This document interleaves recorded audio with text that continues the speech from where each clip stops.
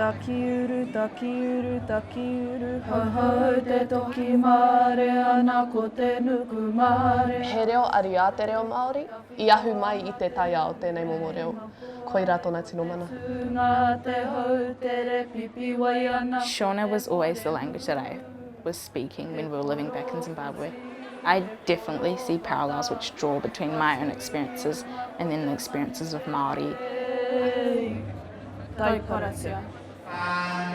And we are so incredibly excited to welcome to the stage my friends. Give it up. Go ahead. Ngahine Pukorero. Give it up.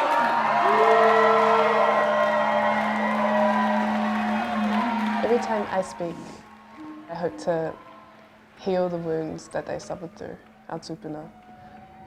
It's our time to speak, and you can hear how beautiful our language is here.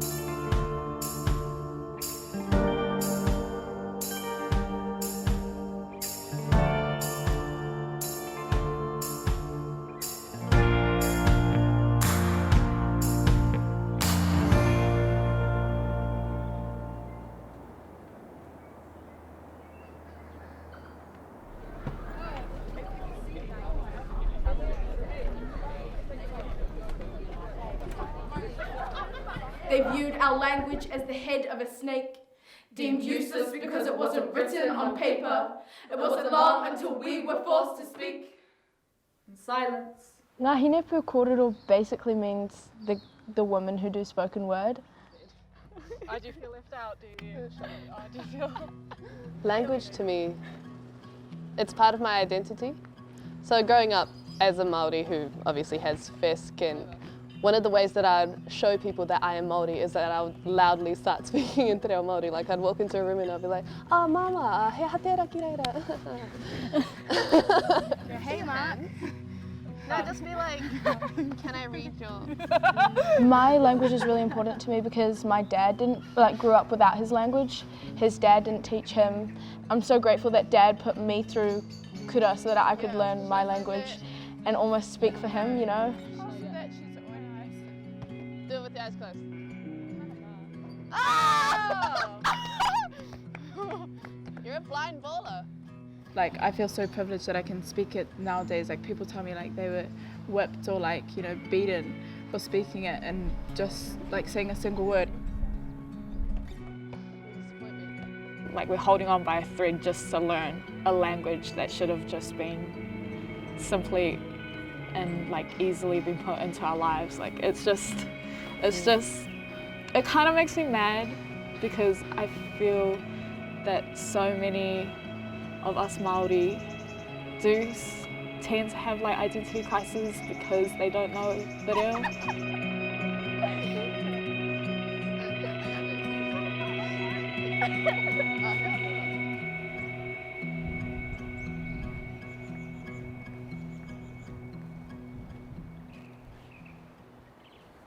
At the age of 7, my family immigrates from Zimbabwe to Aotearoa. I pass through customs, but my culture is made to stay behind. That's Takunda getting told off. Look at you, Takunda. That was cute. My name is Takunda Mzondiwa. I'm 18 years old and I live in Mount Albert in Auckland. My mother tongue is Shona and that's what we speak at home. And then I have a younger brother, Ben. He doesn't speak the language, but pretty soon he's going to Zimbabwe for like 3 months, I think, because we really want him to like pick up the language and that to be a part of him as well, because we think that language is so important. That's a rank. You were eating dirt. But it is like often really scary. I think about how I would even identify myself as an African if I was to lose the language, because it's just such a powerful way to immerse yourself in the culture.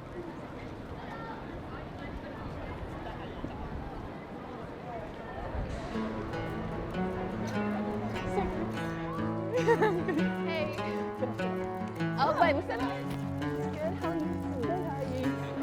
are you? So today we're at the Grand Slam for the Frontline Poetry Slam, and it's the finals. Sit with us. So what's the hat tell you guys?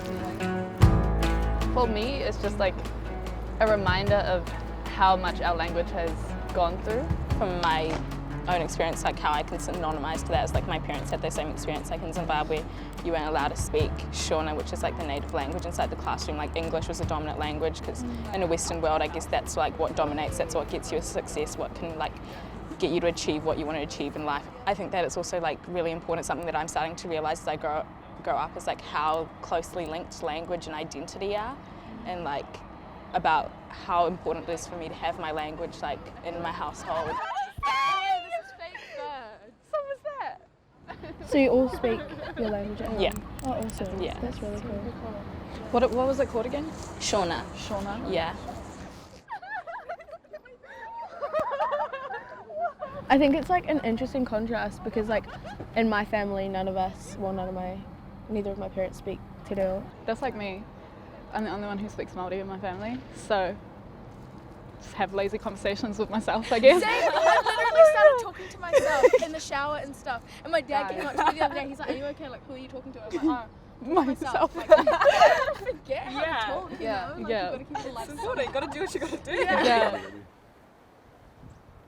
Nowadays, being fluent in Te Reo Māori is a privilege. I've been told how lucky I am to have it as my first language. To speak patterns into the air. Over time, it has lost its ability to fly. Language separated from tongue like root from tree. No, flax. When I think about my ancestors and the struggle they went through with colonization, I feel so much love for them, and I feel so grateful to them for holding so tight to their culture and not letting it be lost. For if I stay silent, my tupuna, no, ancestors, will find a way to pry my jaws open. No, they will weave baskets to catch our tears. Being able to cross Te Reo Māori with English in our poems, I feel like it's just an achievement. Like the fact that we weren't allowed to speak this language, we were only allowed to speak one, but to mix them both together and to bring the both of the worlds together, you know, it's just having a foot in both worlds.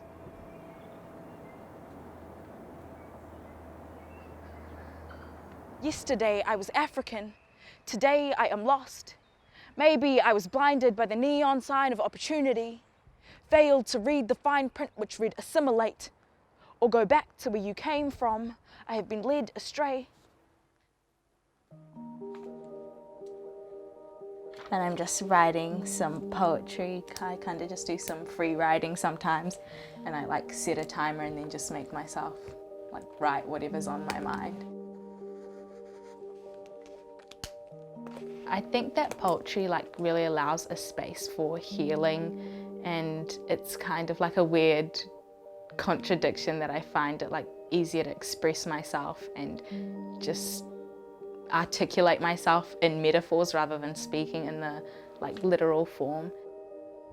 To be a child of the diaspora is to battle two tongues, be forced to trade one for the other, so much so that my articulation of the English language now tastes like the unbirthing of my country. I think that especially for young people, it can be difficult to like go up to your parents maybe and be like, hi, I'm having an identity crisis. But like, so I think that poetry like is a way of expressing, for me anyway, has been like a really good way of expressing to the older people in my life, particularly my parents, the ways that I feel. It's an emptying feeling to become foreign to a country that was yours to begin with. I'm beginning to forget the taste of my own language, and home has become just a memory.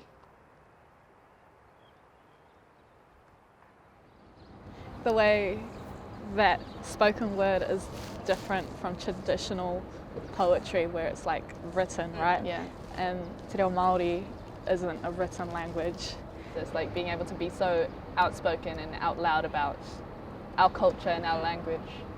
Like in my culture as well, like it's just a natural thing that our people are like orators, and it's all about storytelling and kind of sharing experiences. So for me, whenever I speak Shona in my poetry, like, I don't know, there's something that's just I really enjoy about it. It's kind of like telling untold histories, you know? People want to wash away our history, so it's kind of like, I don't know, in my own mind I take it as like an act of rebellion or like self-empowerment in that, saying I'm reclaiming my histories, I'm going to tell the story how it was. Give it up. All right. Nahina Kukorido. I hate forgetting. Had to teach myself the prayers. No. Karakia, my parents didn't learn. Had to overpronounce my words so the condensed history within each syllable was heard. We learnt not to forget, but to hide in our whispers.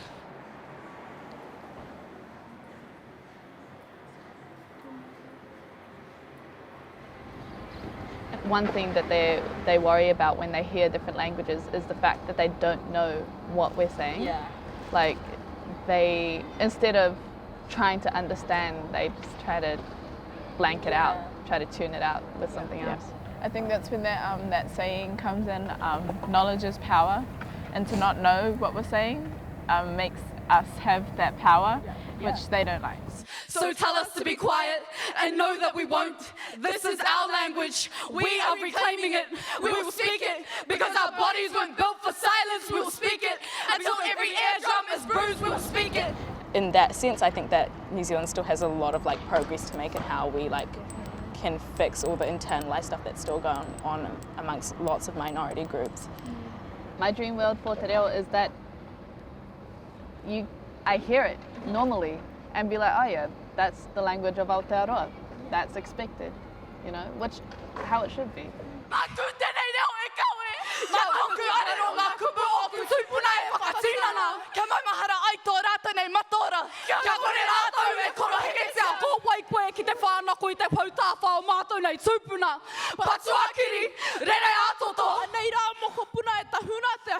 Hei te pō